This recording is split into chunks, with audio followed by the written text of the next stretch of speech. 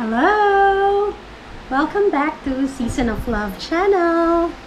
My name is Monica and I'm the wife of Pedro Sison III and mommy of Tanya and Tali Sison. So, yes, today we're gonna talk about the requirements of traveling to Boracay. As you can see, we just got back from Bora.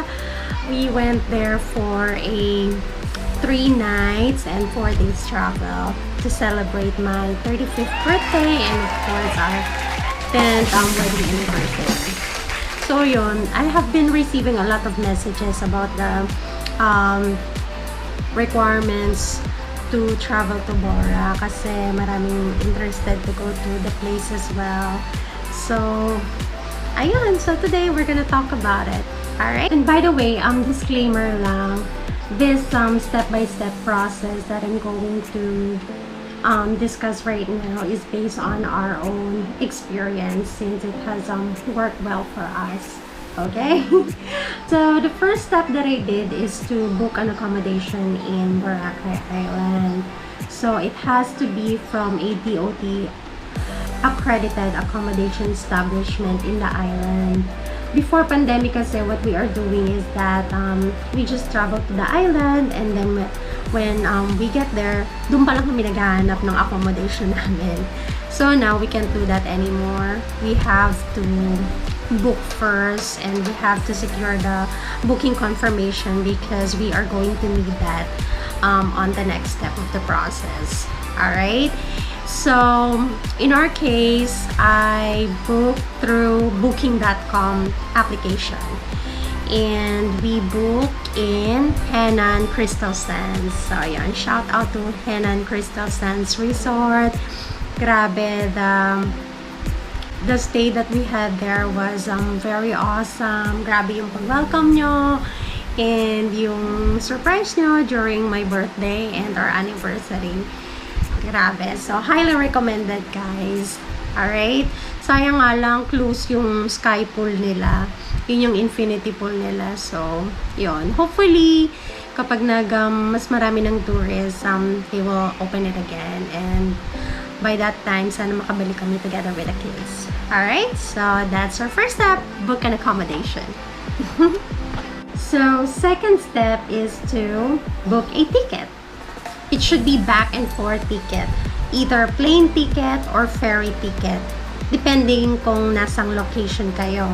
In our case, since we are here in the province in Oriental Mindoro, I just booked from fastcat.com.ph. Fastcat ferry is from Bulalakaw town. So, from our town here in Pinamalayan, we drove all the way to Bulalakaw and then from Bulalakaw port we rode the Fastcat ferry and it's a 4-hour sail trip, I believe so. Yeah, 4-hour sail trip from Bulalakaw to Caticlan. Alright, so yon, you have to have a back and forth ticket. So, third step is to have a negative RT-PCR test. Okay? So, it has to be from a licensed COVID-19 testing laboratories. I'll be including the link in the description wherein you can check yung mga DOH-Accredited laboratories that you can go to kung saan location kayo. In our case, here in Oriental Mindoro, there are only 2 licensed COVID-19 testing labs. So, first one is in Provincial Hospital sa Calapan, and then the second one is the Molecular Laboratory in Puerto Galera. Ayun, nag-inquire kami sa Provincial Hospital since mas malapit yun. But they said that they are not entertaining walk-in patients or they are not entertaining you know, yung mga ganong cases na magpapa RT-PCR test ka for travel. So they are only accepting inpatients sa hospital. So, yun, tinanggal na namin yun sa option. We have only one left, which is the molecular lab in Puerto Galera. That is why we had a family trip to Puerto Galera, just an overnight trip to have that RT-PCR testing done. And yun na nga, nagkaroon na rin kami ng quality time together with the kids before we leave to Boracay. So, for that one, what we avail is the 12-hour result, which is amounting to 3,900 each. Meron ding 24-hour result, which I believe is 3,600 or 3,500, around that range. So, depende sa inyo kung gaano katagal yung result na gusto nyong kunin.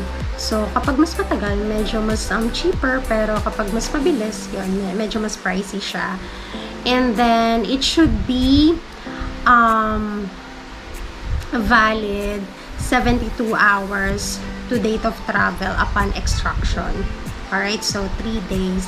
So, in our case, we did that Friday and then Sunday yung travel namin to Boracay. So, valid pa rin siya since 2 days pa lang siya. Alright, so yun. Just check out the link that I'll be including here para ma-check nyo kung saan kayo pwedeng mag-RT-PCR test before traveling. So, for our fourth step, you have to apply for an s-pass application online. I will also include the link kung saan kayo makakapag-register for that s-pass and then apply for that QR code. They will ask for your personal information like your name, date of birth, valid ID, address, and the location where you're going to.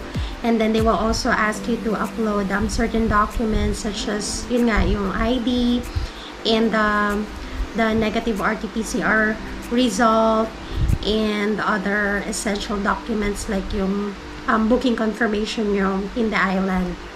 So yun, after you upload that, it will show you a QR code and nakalagay doon pending. You will have to screenshot that one because it will be needed on the next step. Alright, so s-pass pending application for our fourth step. Fifth step, we have to fill out the online health declaration form from www.touristboracay.com. I will also include the link on the description so that you can access the page. Pagpunta mo dun sa website, you will have to choose Boracay dun sa where to page. And then they will ask again for your personal information and as well as your ID. And then after you fill out everything, you will have to screenshot the confirmation page because it will also be needed sa next step. Alright? So again, you will have to fill out the online health declaration form through www.touristboracay.com. That's for the fifth step. Okay, so now for our sixth step, which is also the last one, we will have to email everything to touristboracay@gmail.com. So sa subject line, you will have to put in OHDC dash your family name, comma, your first name. Alright, you will have to follow that subject line, and then you will have to include the following documents. So first off is your booking accommodation, and then second is your ticket details. Third is your negative RT-PCR result. Fourth is your screenshot of s-pass application. Fifth is the screenshot of online health declaration form. And then the sixth is the proof of identification with Philippine residency. So, in our case, ang in-include ko is yung passport namin. But since it's not showing an address, we still have to provide another ID, which includes the residency. So, yun nga, since we don't have any barangay ID here yet sa province, we just ask for certificate of residency from our barangay here in Zone 1, and that's what we responded to that email. So yun, after that, everything was approved. They sent us the QR code, which will be needed when you travel to Boracay. So, i-check pa lang yon upon your arrival in Caticlan port, and then pagdating mo dun sa island, it will be checked again.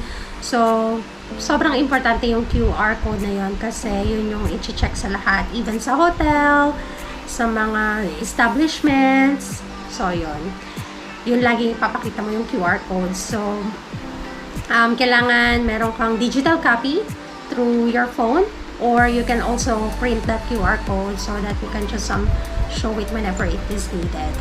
Alright, so yun na lahat ng mga kailangan going to Boracay Island. And of course, you will also have to check kung ano naman yung requirement sa LGU nyo pagbalik. Okay, it is very important kasi baka nga makaalis ka ng place nyo to travel to Boracay, and then mamroblema naman kayo pabalik. So, you will also have to check that one. I hope that we have answered all your questions through this video. And in case you have follow-up questions, feel free to message me personally or through our Facebook page as well, which is SisonOfLove. And yeah, we really hope and pray that this pandemic will be over soon, or most of the people will agree to be vaccinated para mag-open na again yung island sa mas maraming tourists, para mabalik na yung livelihood nila kasi they are very much affected. Kawawa, especially yung mga kids. So, please stay tuned because we are gonna be sharing our adventure and experience while we were there in Boracay. So, don't forget to like and subscribe and hit the notification bell for more updates. Okay? Thank you so much. Bye. God bless.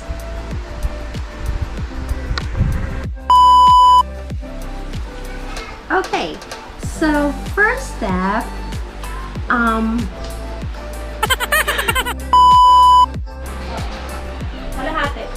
Hello.